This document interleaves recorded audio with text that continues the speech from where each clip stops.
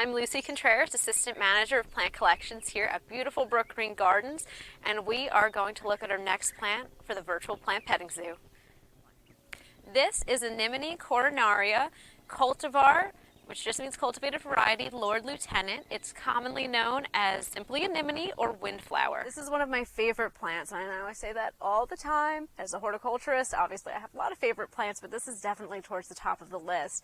And as you can see, the flowers on these anemones are gorgeous. They are a purple on the petals and a darker purple even in the stamens. So they are really gorgeous. But other than the flowers, the foliage is worth noting too, because as you can see, it's very fine, it's very lacy, and this adds a little bit of a different texture to our winter landscape because we're planting things like cabbage and lettuce, and those have bigger, coarser leaves, and with the fine texture in these leaves, you can change it up a little bit. So it's a great plant to have.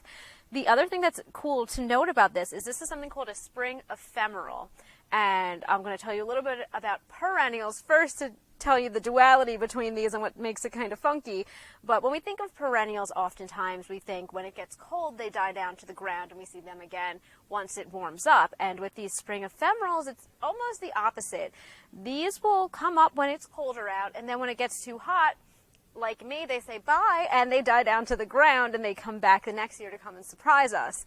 So one thing that I would caution you about growing these is if you have deer or rabbit problems at home, they love them just about as much as me, and while I won't eat them, they will. So we have them planted here in our Welcome Center Plaza. So this is in a nice tall raised bed, so rabbits can't get to them, and we also have all of this brick all around. And from what I've been told, whether it's true or not, is that deer don't like to walk on hard surfaces like bricks. So as has been my experience, that seems to hold up. So if you are able to grow these at home, absolutely do. They are a wonderful addition to our cool season landscape.